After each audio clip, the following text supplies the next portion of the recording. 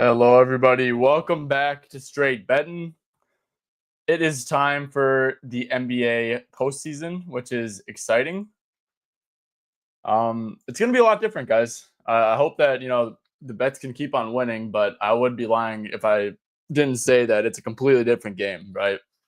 It's a much tougher game to some extent. Especially, I think the toughest thing is the first game of the series, and obviously with these playing games, they're one-game series. So look, man, a lot of this stuff is just like we don't know what's going to happen, right? Your job as a bettor is to put yourself in a coach's head, use past matchups, look at stuff back, what worked, look at stuff that did not work, put yourself in the coach's head, say who do I need to play big minutes here? Who am I going to cut out of the rotation because they're a liability? Use that to project their minutes. What is my scheme? Who do we not have a matchup for? Okay, we don't have a matchup for him. Let's put two to the ball. Stuff like that. So yeah, I mean it's a completely different game. Should be fun. Should be fun to try and decipher this code. And yeah, I'm excited to break it down with you guys. So let's start off with the Hawks and Magic. We got a couple of comments. What's up? What's up, Pratham? How we doing? Harry, playoff time. Thanks for being so consistent and helping throughout the season, man. For tonight, any lean on Ricochet unders? Oh yeah, Harry. Yeah, for sure. Love that, Harry. Honestly, Ricochet is like in a bucket of if like gun to my head. What do I think that the Magic do? I think they stick to the roots and limit the spot up looks, which is going to be just Ricochet. He's not going to have any usage for him really in this game. And on top of that, it's like he's kind of had shit minutes in a lot of games this year. So it's like big game, young player. Do we trust him? Probably not. I think not. We'll say. I feel like that's pretty factored into the line. I think what is it, 10.5 line. So yeah, definitely lean under, but like at the same time, it feels pretty factored into the line, right? So yeah, but Harry definitely lean under with you. Ty, I can't get KCP over 9.5 points out of my head. Thoughts? So yeah, I think it makes sense. One angle that I was looking at, right, and it's probably going to be Corey Joseph, but we're probably going to see a lot of matchup hunting, right? People matchup hunting Trae Young. So it's like whoever Trae Young is getting guarded or whoever Trae Young is guarding is going to come up and set a screen on Paulo or Franz to try to get Trae Young into the action, right? That's a big, playoff. Playoff is like the game slows down. There's a ton of iso ball. And that's like kind of what you do, right? There's a lot more matchup hunting in playoff settings. So if KCP, I was actually really going to play it. And then the only problem is that because I do think that they have to be they don't have a matchup for Paolo or Franz. Like they don't have a size. I would think that, early help is the way to go, force the Magic to knock down shots because they're not a good shooting team. So yeah, I think there's that. If Corey Joseph wasn't starting and like Trae Young was going to guard KCP, I would have probably already played it because I think, like I said, whoever's getting guarded by Trae Young, I think is going to sneaky have decent usage on offense just because they're going to be setting a lot of screens to try to get good matchups, and just like that alone being involved can help you touch the ball more and get more shots. So yeah, loving Dyson Daniels unders low key. Yeah, Dyson Daniels unders. My problem is, actually, can you give me the comment down below why you like Dyson under? Because I lean under with you for sure. I am a little bit concerned about his minutes. He is, a trustworthy guy in a must-win game, so I think that could be a little bit dicey. The Magic, I think, they like to limit spot ups, but you just don't give a shit if Dyson Daniels shoots a three, right? So it's like with a big game plan going in, it's like, okay, do we care if Dyson shoots a three, even though we want to limit spot ups? Like, you don't care if Dyson shoots a three. So, people would be left incredibly wide open in playoff settings sometimes if they're not a shooter. So, does Dyson get that treatment? Does he get some wide open threes because of that? I'm not sure, but yeah, it's probably a stay away from me. But I definitely don't like the over either. Millie, what's going on, man? How you doing? Jaren, 25.5 points and rebounds. Yeah, Jaren's rebounds can eat shit. No, I'm kidding. I do like it. This is actually a very strong lean of mine. One thing I peeped from watching a little bit of tape from the last game was in post-up situations, when Draymond was guarding him, which I don't know is going to be all the time, but when Draymond was guarding him, it's like single coverage, no double teams. Overall, the double teams were pretty lackluster. I do expect him to get some spot up looks from aggressive pick and roll coverages on Bane specifically and Green, and then yeah, it's like I agree with you. It should be like even though Jaren's like just such a wild card with the rebounds, I believe his points line. Where the hell is Jaren? Okay. Yeah, I believe his points line is pretty much 20 and a half. I guess there's some super juice 19 and a halves. But then if you're just like gonna ask for 5 rebounds, I think PR is probably the way to go. So yeah, I do like that. Or Cole Anthony solo, even if he's never played with Joseph this year. Yeah, because Cole Anthony stinks, dude. I don't think he impacts winning. He's a guy like him. So what I like to look at is the last game that the Magic played with their back against the wall was this Hawks game, and Cole Anthony only played 10 minutes. So that's like a clear indicator of like trust not being there. Um, they have Anthony Black, who I think is more trusted here. He played 21 minutes. Corey Joseph, for whatever reason, must bring stability or something. But yeah, I mean, the last game sample size we have of the Magic in a must-win game, Cole Anthony played 10 minutes. So it's like I'm not gonna do anything. I would actually pretty strongly lean to the under on Cole Anthony. Not saying it's like a guarantee he's gonna play 10 again, but if you get like 14 to really just 14 to 0, because like shit, if that first stint goes bad and he plays like 5 minutes, like that could be it. It's like win or go home, no bullshitting. So yeah, maybe I should give him like 6 minutes. Okay, that makes it look a little bit different, but yeah, I don't know. I think that Cole Anthony, he's under nothing for me personally. Um, oh, you're talking about for I don't know who you're talking about for there. 1.5 assist over, to be clear. Are you talking about Cole Anthony stuff? I have no clue.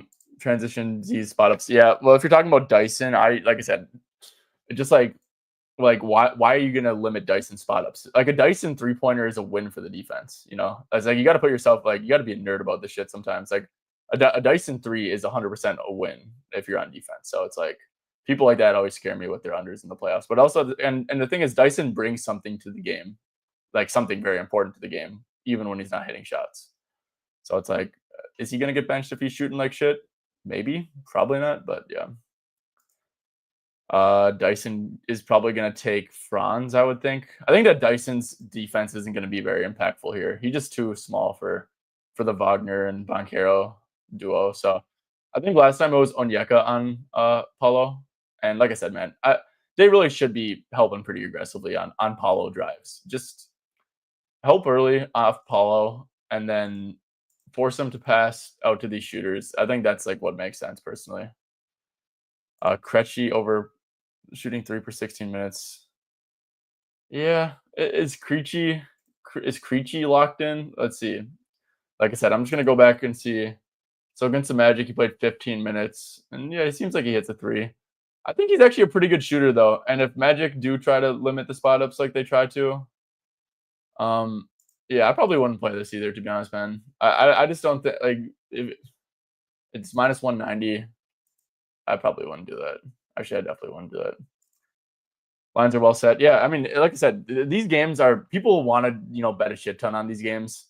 It's not worth it. Like it's really not worth it at all. Like the playoffs are easier. Game 2, game 3 when it's like the adjust. You see what went wrong and you can think about what adjustments to make. The first game of the series is always the most difficult in my opinion, and like these play-in games are 1-game series, like I said before. So yeah, lines are sharp. They for sure are sharp. I mean, they've been up for a while. I'm sure people got to the goods early. I'm sure that I mean everyone's betting on it, and there's only 2 games, so it's like they can really focus in and make these lines good. So yeah, the playoff lines are very tough to beat. So it's like people want to come in here and rip 5-leg parlays and have like ridiculous volume. That's just like it's not smart, dude. It's like you don't really. It's tough to find an edge in these playoff markets. So yeah, I do like Onyeka assists. So guys, an official play that I guess I didn't give it out anywhere because I played it the middle of the day. I played Onyeka over 16.5 points and assists. Looks like it kind of got steamed up a little bit, but this DraftKings price is still very good. Same with the 365 one. Yeah, I did play Onyeka Okongwu's overs here. Look, like I said, I keep on basing it off of this Magic game.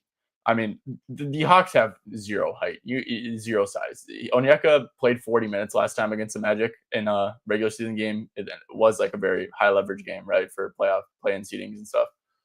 But yeah, 40 minutes. Now it's like a legit, like, not win or go home, but it's like, close to an elimination game and stuff. He's probably going to be around that again. So it's like, you can do like, obviously this is regular season numbers, not all that same, or it's regular season numbers, so it's a little different. But like he was averaging. So this is like with Trey, with Karis LeVert, without Jalen Johnson, without Hunter. So it's like, I guess I probably didn't even need to put those two guys in there because the trade. But yeah, 17.7 PA per 32.5 minutes. Like I said, I see him playing like if everything goes to like plan like close game, no foul trouble. Like I bet he's around that 40 mark again. But if not, like bump a little bit of that stuff down. Like per 36 minutes, he's at like 19.5 PA. So yeah, just really high on Onyeka's minutes, but I don't like his rebounds. I thought they were priced way too high personally. So, and yeah, that's what you said, 11.5 under. I agree. I'm just not going to fade it because, like I said, I do think that him playing 40 minutes is definitely in the range of outcomes. Yeah, 1.5 assists. I mean, it makes sense. Like, I think this was minus 150 a little bit ago, but yeah, I mean, that's why I played PA, right? I wanted to get that assist upside. I mean, just only needing 2 assists seems like close to a floor. I think this makes a fair bit of sense. So yeah, and then matchup wise for Onyeka, I mean, he just had 34 PA against him. Not saying that's the end all be all, because he did also have some poor games against the Magic, albeit on lower minutes. But yeah, I mean, he's going to be involved in actions. Like I said, if you're involved in actions against the Magic, I think you're going to be fine. If you're not reliant on spot up threes, I think you're going to be fine for it to be like a pretty normal game. So yeah, basically, I think the matchup is pretty neutral, and I think that the books are sleeping on his minutes a little bit. So yeah. Yeah, Santi stuff's really interesting to me. I think it's a good bet, right? Warriors definitely are a team that likes to overhelp. Probably stick to that as well. I think that for this game, actually, I'll get to that later. I want to stick on Magic Hawks because what time is it? Yeah, I'm planning on going until around 7:25, 7:30 ish or something like that.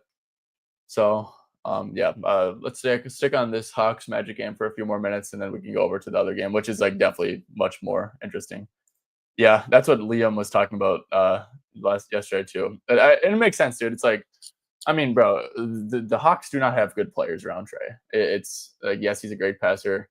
Yes, and that's also just like like we see this like pick and roll handler stuff and like single coverage. Like, I mean, teams are always going to mix it up, right? It's like you're not going to get the same. Superstars aren't going to get the same coverage. It's just like, what is the team comfortable with playing? What do they usually play? What are they going to play for the most part? Yeah, so Trey's definitely going to get blitzed like from time to time here, but I think for the most part, um, I do think that Trey sees a softer coverage than he would compared to normal, if you get what I'm saying. But yeah, for sure. Um, Vince Williams under rebounds and assists. So yeah, Vince Williams. Okay, no, hold up. Rap habits. We're staying in this game. Staying on Magic and Hawks. Yeah, I like this, Chris. Like I said, I keep on using the same game as an example, but it stood out to me that Wendell did play 37 minutes, season high against the Hawks in a must-win game. So I think Wendell stuff is interesting. Like I said, I do think that they should be pretty aggressive on Bankero and Wagner. If I had to guess, they just don't have a matchup for him. So they really should be forcing the ball into like other people's hands. And yeah, I think it could be a pretty good minute spot for Wendell. Let's see, I think his PRA line stayed the same since the last couple days, but yeah, very like encouraged by the 37 minutes against the Hawks because I mean you can go to like 30 plus minutes and it's like looking pretty good. So yeah. LeVert, yes, I do. I am a fan of LeVert because he's a guy who like will get reps on the ball. We'll for sure get reps on the ball. And let's see, what did I just do? Oh, okay. So yeah, this is with Trey Young. I guess he just needs with Trey Young. Yep. I mean, he's over in 17 out of 26 games, averaging 14.9. Like schematically, Magic definitely are just going to be, he gets a pick and roll rep, it's a switch or like drop coverage. I'm very confident about that with LeVert.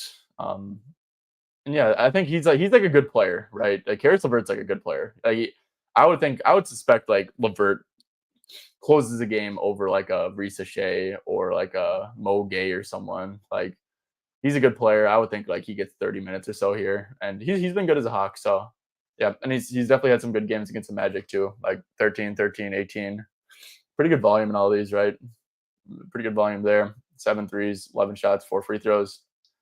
Shot 0 for 3 from deep and 1 for 4 from the stripe and still covered, which is definitely encouraging. And then, yeah, another like 4 for 11, 2 for 6, 3 for 3. That's like very normal, or maybe even like a little bit below average, shooting variance. And he still got there. So, yeah, I'm a fan of Levert over points for sure.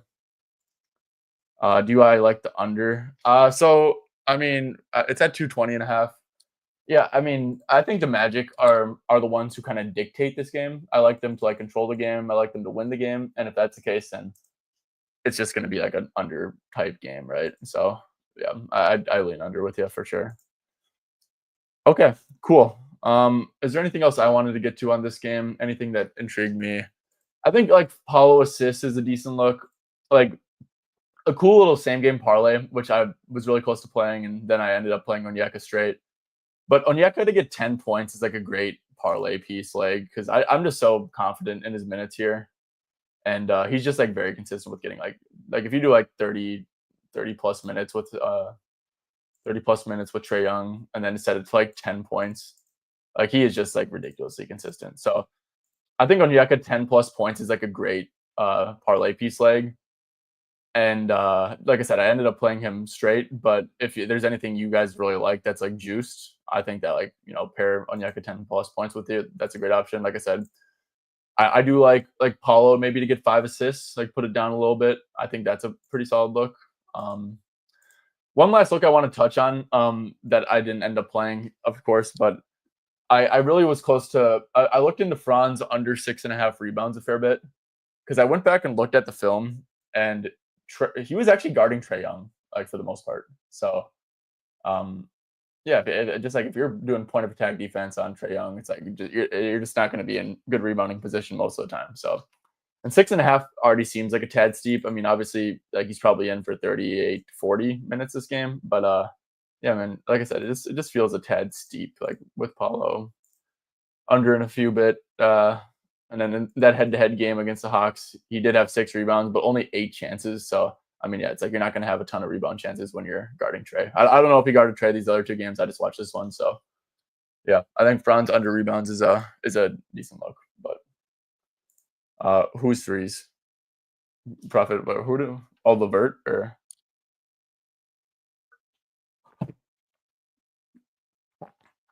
Okay. Yeah, let's move on to Memphis at Golden State. The same game parlay for Magic. Yeah, I don't really have any like same game parlay thoughts personally. I'll share my SGP that I bet for the Warriors game. I think that one's actually makes a fair bit of sense, but yeah, I don't think I really have any SGP thoughts for this game. Like I said, these 2 teams right here, the Magic and the Hawks, are like the 2 teams I think I might have bet on them like the least in the entire year. Like I remember, if you guys remember the streams, I would kind of just like skip over like both those games, like Magic props. You guys would ask me like Paulo points. I'm like, dude, I don't fucking know. I never bet on these dudes. So yeah, I mean these 2 teams, like I really rarely bet on anyone on these 2 teams. So it's like worst case scenario for me for these 2 games. But yeah. Yeah, no, I don't really know one here, to be honest. I don't think I'll give you guys anything cool. KCP to hit 2 threes. I don't hate it. I don't like the price though. Look, I looked into it. What is the price on this? Yeah, I don't like laying juice on KCP to hit 2 threes. I think it was cool back in the day when it was like plus 114 and stuff. Now it's like minus 130, and that's like best price in market. Yeah, no, just not a fan of the juice personally. But yeah, I mean, I do think that like he should get some good looks. Like, do I think he hits 2? I lean over, yes. But just the minus 130 makes it like, yeah, no, I'm good for me personally. Oh, okay. Jonathan Isaac unders. So yeah, I mean, like going off of the theory, right? It's like, how can Jonathan Isaac help the team? Can't really guard Trae Young. He's too lanky. And he only played him 11 minutes. Only played him 11 minutes under points and assists, so it's 4.5. Yeah, they only played him 11 minutes though in that game. And before that, he's kind of, not playing much at all. So it's like, what are we gonna have him for? Like 13 to like 8? I don't even know. But yeah, if that's the case, then it's probably a pretty good look, right? So yeah, I don't hate it for sure. I probably just personally wouldn't play it though. Because Jonathan Isaac's like a good player. Like he's a very impactful player. Like I don't know why he doesn't play much. It doesn't really make sense to me. If I was a coach, I would want to play him. Yeah, 100%, 100%. Yeah, Cole Anthony, we already talked about this strongly and under for sure. Yeah, might not. I could see like 6 to 10 minutes for sure for him. Didn't they save Isaac for the playoffs last season? Yeah, they did, but like he also, um, yeah, he also was like more involved in like late in the year than he was this year. Like like some of these games he's like literally playing like 8 minutes, which is ridiculous. So yeah, that might have been like a last year thing. Okay, guys, let's move on to Golden State and Memphis, an actual good game.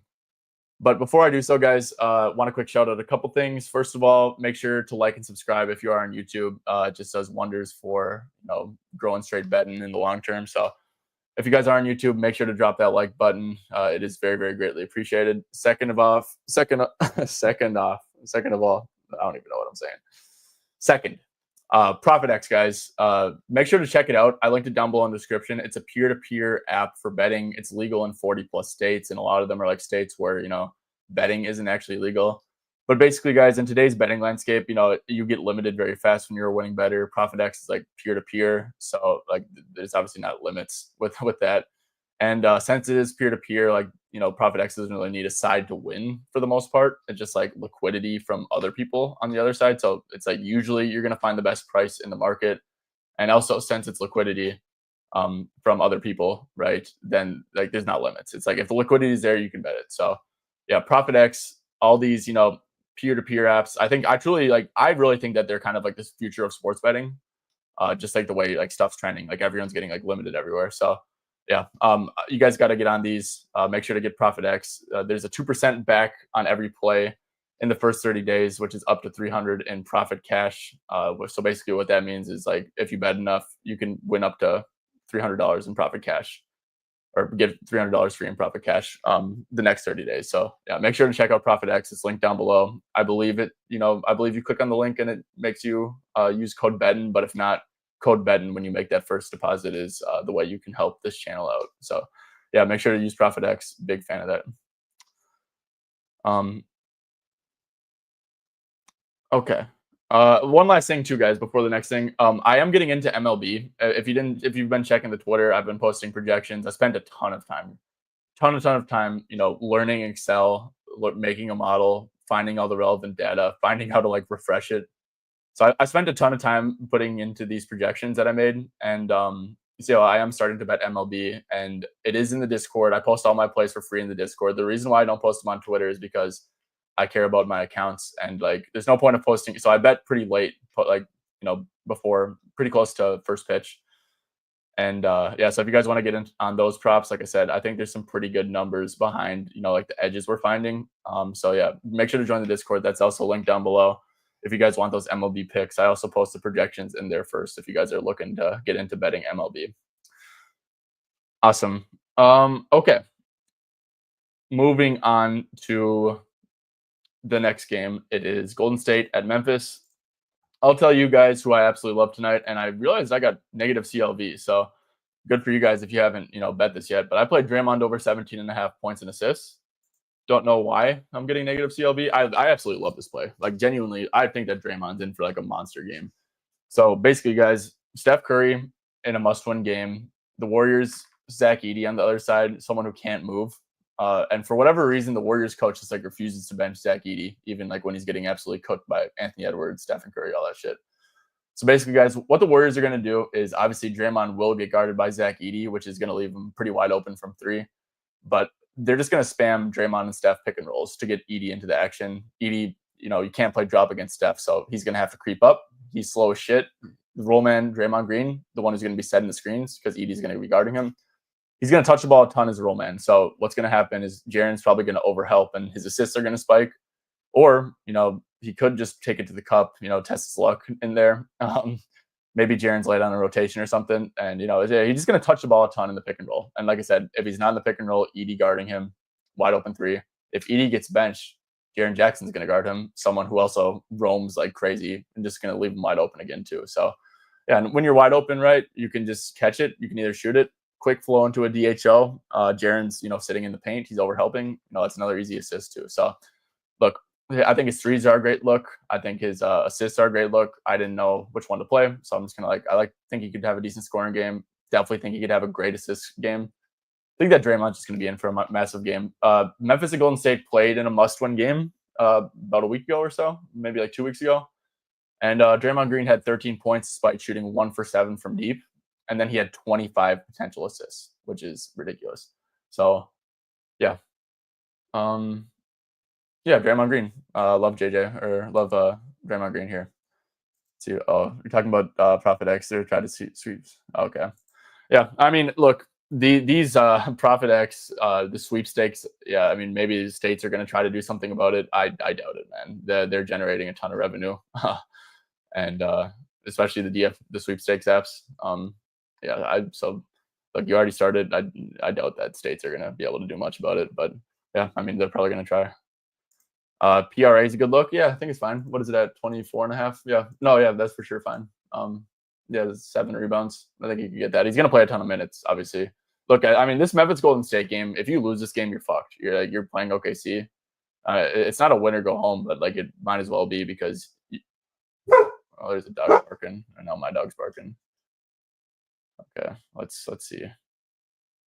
Okay, I think he called down.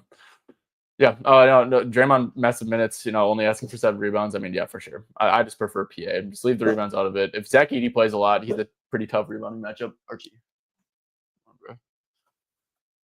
Dog's woofing.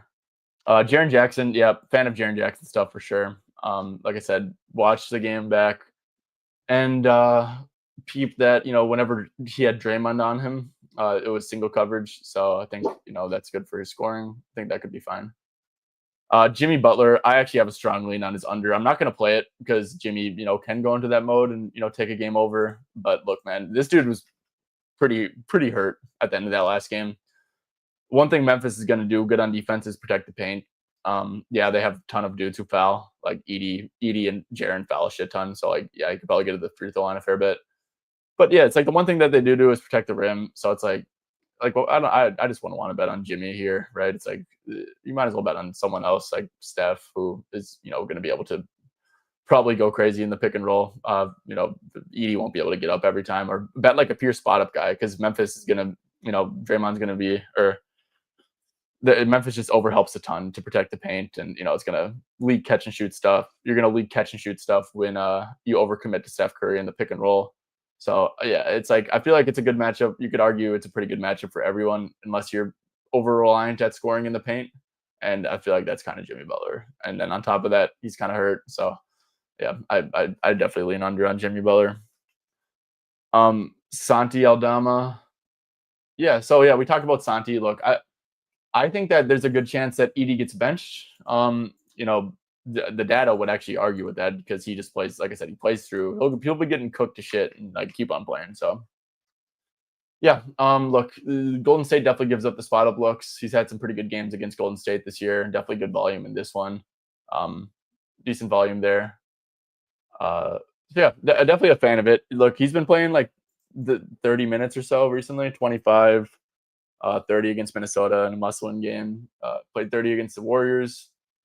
So yeah, I think there's even upside for like bigger minutes. I'm a big fan of Santi stuff, and I want to quick show you guys an SGP that I cooked up. And let me quick sign in, and I'll share this SGP. It was they got a 50% profit boost going on at FanDuel too, guys. So definitely make sure to take advantage of that, right?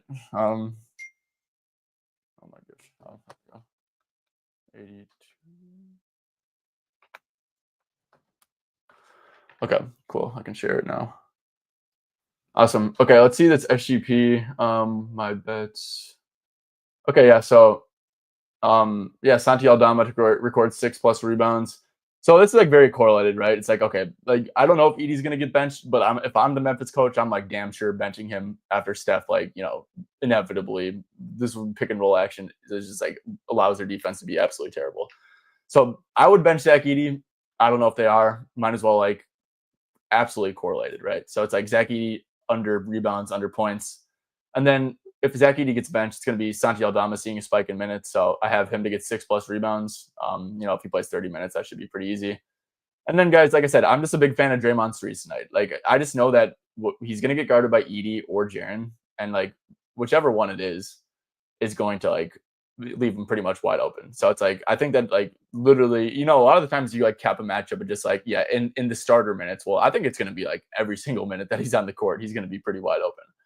So, yeah, Draymond 3 threes, like I said, like he shot the ball well this year too. It's kind of a big ask for him, but he starts the game like 1 for 2, shoots like another one, starts it off 2 for 3. He's probably got like four threes left in the tank, and then you just need a little bit of like positive variance to go on your side. But yeah, so I really like this SGP. Obviously, they only let me put $10 on it because I boosted it, but $10 to win 286, not terrible. So yeah, like that a ton. Edey lines for rebounds over 10.5. Jimmy Butler under 6.5 assists. Steph has at hers elbow. Edey line for Reeves over 10.5. Yeah, I wouldn't play Edey. I would play Edey alt stuff if you want to go over on him because yeah, it is a good matchup for sure. And it's like, but I just wouldn't touch like a minus money Edey over because of I just think he's such a liability, right? It's like it's a very important game. Like we see this all the time. People just get benched in spots like this. Jimmy Butler under 6.5 assists. Yeah, I don't know. What did he have against Memphis last time? They do overcommit on drives, so that's the one thing that does kind of worry me. Is the Memphis definitely overcommits on drives. So did have 11 potential assists in that game. I don't hate it. If Jimmy's actually hurt, like maybe we just kind of see him corner camping, and if Steph's cooking, then he's definitely going to corner camp. So yeah, I don't hate it. I probably don't like it either, though. Steph assists if Memphis. Yeah, no, because the thing is, if Memphis overcommits on the pick and roll, like that means he's going to be throwing it to Draymond probably, right? Because you overcommit, you throw it to the roll man. Draymond's like a terrible assist partner, right? Because he's like going to pass like 80% of the time in the short roll situation. So yeah, I mean, I know Steph did have a really good assist game, right? And maybe he can find, spot up shooters out of the blitzes. And yeah, he did have 8 assists, 10 potentials. I don't hate it. I just probably wouldn't play it either. Pippen Jr. 14.5 points and assists. Yeah. Yeah. So I think it's interesting for sure. I did look into it a little bit. Is it at 14.5? Oh wow. So there's 13.5 at DraftKings. So yeah, Pippen, I mean, ever since Wells got hurt, right? So it's like without Wells the last couple games. I mean, I guess those are only 31 minutes against Denver. I believe Jamal Murray played in that game, so maybe they needed him there. And 32 minutes against Minnesota. I already looked into Pippen. It was like 15 first half minutes, so like nothing really fluky about it either. And he probably is their best option to chase around Steph Curry. So yeah, no, I do. I think it makes sense. You can go to like 30. So you want to do like with Jaren, and Bane, and then like I don't know, like 26 plus. And he's only done it 3 times, but went over pretty comfortably in all of these games. You could just like project it out, right? With Jaren, and Bane, and then per. Let's see. So 17.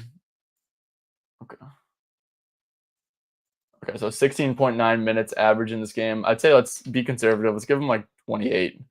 28 divided by 16.9 times 9.8. Yeah, that gets him to 16.2. So, and yeah, Scottie Pippen's definitely going to be a spot up guy, right? Do see the Warriors kind of overcommitting to Ja and Bane, especially Bane. They were giving up spot ups, a lot for the year, and they had a pretty good defense doing so. So, yeah, and Scottie Pippen's a guy you're totally cool with, like like making decisions, right, and shooting the ball. So, yeah, I think it's definitely a lean over for me on Scottie. Yeah, no, that's exactly. So with Edey, it's like alter nothing, right? I mean, like you look at the data, right? It's like the coaches, played him through, him being exploited. So it's like obviously a different game, like way higher stakes than any of the other games so far this year. Yeah, the Memphis coaching staff is like, they're not gonna win the game if Edie plays more than 26 minutes. Like, that's just not happening. Steph Curry's gonna end with like 40 points. Draymond's gonna have like 15 assists. Like, it's gonna be like a shit show on defense for them if they do that. But like I said, you look at the recent trends and it's like, okay, well, we're just gonna keep on playing Zach. So yeah, if Zach plays 30 minutes, he's probably gonna end with like 12 and 15, right? But then you also could see like, okay, his minutes have went so badly that he's gonna end with 14 minutes and end with like, I don't know, like 4 and 6, right? So yeah, yeah, I think EDs are just like alt or nothing, right? Like take his under points, under rebounds, parlay it, or take like like a 10 and 12 game or something like that. So I think that's the way to play ED. Yeah, crash. I love both of these. So Moses Moody actually popped up on the injury report, which is kind of surprising with the back issue. But yeah, I looked pretty far into Moses, and I think that the spot up guys are going to be open for sure on the Warriors. GB2 definitely is going to be used as a roaming point.